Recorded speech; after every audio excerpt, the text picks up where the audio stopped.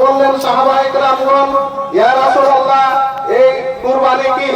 আল্লাহ রাসূল বললেন, সুন্নাত আবিকুম ইব্রাহিম আলাইহিস সালাতু ওয়াস সালাম, অর্থাৎ ইব্রাহিম আলাইহিস সালামের সুন্নাত। আমরা এই ঘটনা অনেকেই জানি, অনেকেই কুরবানি শুনেছি। তো যাই হোক, আমরা এই ঈদের সালাত শেষ হলো, খুতবা শেষে আমরা বাড়ি গিয়ে সবাই কুরবানি করব। আমাদের সবাই যেন আল্লাহ তাআলা সঠিকভাবে কুরবানি করার তৌফিক দান করেন। এই কুরবানি করার কিছু নিয়ম পদ্ধতি আপনারা জেনে আছেন, ও একটু সামান্য বলি যে আপনারা যখন কুরবানি করবেন, যখন পাল্লার ছুরি হাসুয়াগ্র তেজ করবেন, ধার দিবেন, সেই কুরবানির জন্তুর সামনে ধার দেবেন না, আপনারা একটু দূরে অন্য জায়গায় ধার দেবেন। এবং আল্লাহ রাসূল সাল্লাল্লাহু আলাইহি ওয়াসাল্লাম বলেছেন যে প্রত্যেক জিনিসের উপরে রহম করতে বলেছেন। যাই হোক, আমরা যখন কুরবানি করব, এই কুরবানির জন্তুটাকে জবাই করব, তখন যখন আমরা রহম করি, যেন ভালোভাবে ছুরিটাকে তেজ দিয়ে ধার দিয়ে সেই জন্তুটাকে আমরা যেন কষ্ট না পাই, ভালোভাবে তাকে বেঁধে যেন আমরা সেই জন্তুটাকে আমরা জবাই করি, কুরবানি করি। এবং কুরবানি নিজ নিজ কুরবানি নিজের হাতে সবচাইতে করাটা উত্তম। হয়তো অনেকে ভাববেন যে আমরা তো দোয়া জানি না, দোয়া তো জানেন, সবাই জানেন, বিসমিল্লাহ আল্লাহু আকবার বলে নিয়াত করে এই কুরবানি জবাই করবেন ইনশাআল্লাহ। তো এই কুরবানি হচ্ছে আত্মত্যাগের কুরবানি। আমাদের মধ্যে যেগুলো হিংসা, হাসাদ, ফাসাদ, একে অপরের অমিল, সেগুলো যেন না হয়। আমরা এই কুরবানি একটা জন্তু দিয়ে আমরা এটা আল্লাহর কাছে নৈকট্য লাভের আমরা পন্থা নৈকট্য লাভের আমরা আশা করব, নেকি পাবো আমরা এতে। এই নেকি পাওয়ার সাথে সাথে, এই কুরবানি করার সাথে সাথে আমাদের আত্মত্যাগ আত্মার মধ্যে আমাদের যেগুলো কিনা ভোগ, হিংসা, হাসাদ, এগুলো যেন আমাদের মধ্যে না থাকে। আর এই কুরবানি করা হচ্ছে কারো পক্ষে ওয়াজিব এবং কারো পক্ষে সুন্নাত। এবং তাছাড়া সালাত আদায় করা, 5 ওয়াক্ত দৈনন্দিন প্রত্যেকদিন সালাত আদায় করা হচ্ছে, এটা আমাদের ফরজ। ফরজ বলতে আমরা কি বুঝেছি? আমরা যেমন শ্বাস প্রশ্বাস নিতে, আমরা যদি শ্বাস প্রশ্বাস না নিই, মুখ এবং নাক যদি বন্ধ করে দিই, তাহলে আমরা শ্বাস প্রশ্বাস না নিয়ে, অক্সিজেন না নিয়ে যেমন 5 মিনিটের বেশি হয়তো বাঁচতে পারবো না। এটা আমাদের শ্বাস প্রশ্বাস নেওয়া, অক্সিজেন নেওয়া আমাদের পক্ষে যেমন ফরজ, এইরকমই আমাদের মুসলিমদের উপরে আমাদের 5 ওয়াক্তের নামাজ, দৈনন্দিন 5 ওয়াক্ত সালাত আদায় করা আমাদের উপরে এইরকমই ফরজ। তো যাই হোক, মুসলিম সমাজ আমরা যেন এই 5 ওয়াক্ত নামাজের দিকে আমরা গুরুত্ব দিই।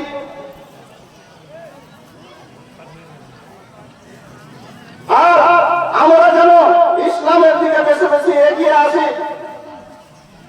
শ্রদ্ধেয় মুসলিম সমাজ, আমরা চিন্তা করি আমাদেরকে প্রত্যেককে একদিন মরতেই হবে, এখন সত্য, কিন্তু তবু আমরা সেদিকে আমরা ধ্যান দিচ্ছি না, আমরা খেয়াল খুশি মতো চলে যাচ্ছি।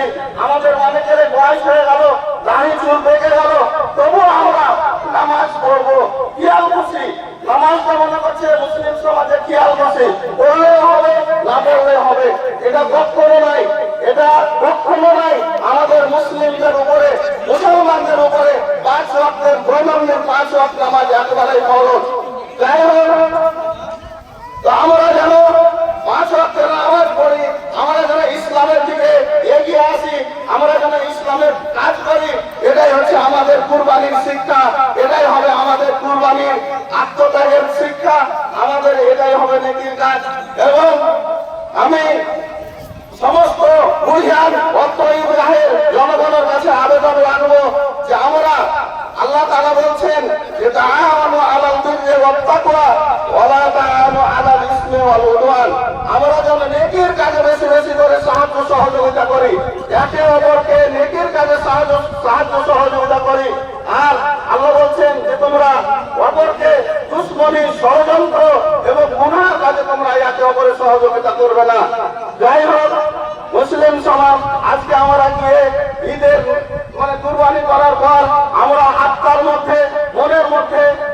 যেন আমরা মানে শপথ নিই, আমরা দৃঢ় শপথ নিতে হবে যে আমরা 5 ওয়াক্ত বিশেষ করে নামাজ পড়বই পড়বো।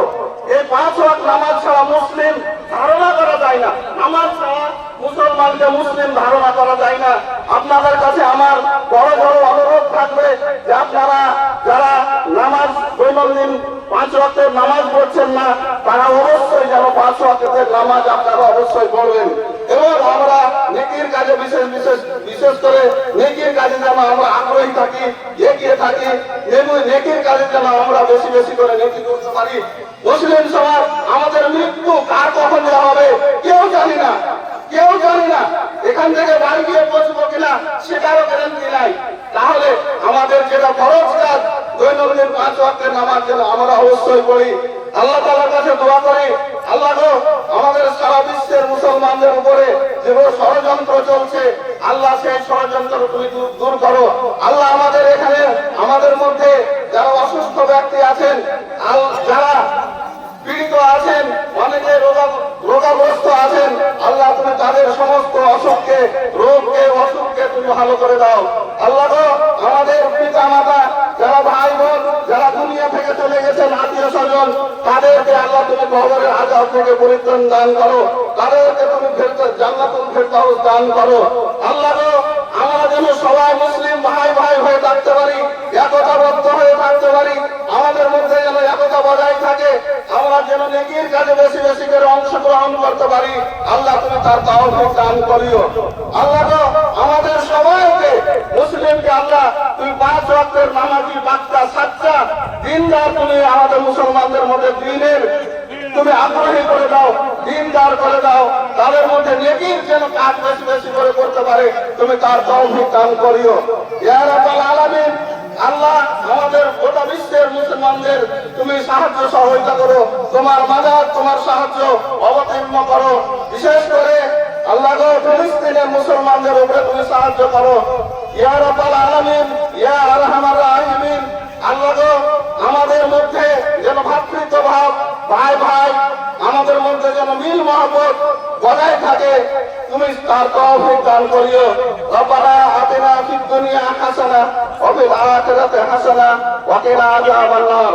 আল্লাহুম্মা সাল্লি আলা মুহাম্মাদ ওয়া আলা আলি মুহাম্মাদ কামা সাল্লাইতা আলা ইব্রাহিম ওয়া আলা আলি ইব্রাহিম ইন্নাকা হামিদুম মাজিদ। আল্লাহুম্মা বারিক আলা মুহাম্মাদ ওয়া আলা আলি মুহাম্মাদ কামা বারাকতা আলা ইব্রাহিম ওয়া আলা আলি ইব্রাহিম ইন্নাকা হামিদুম মাজিদ। ربنا ظلمنا أنفسنا وإن لم تغفر لنا وترحمنا لنكونن من الخاسرين. رب ارحمهما كما ربياني صغيرا، رب ارحمهما كما ربياني صغيرا. ربنا تقبل منا إنك أنت السميع العليم. سبحان ربك رب العزة عما يصفون وسلام على المرسلين والحمد لله رب العالمين.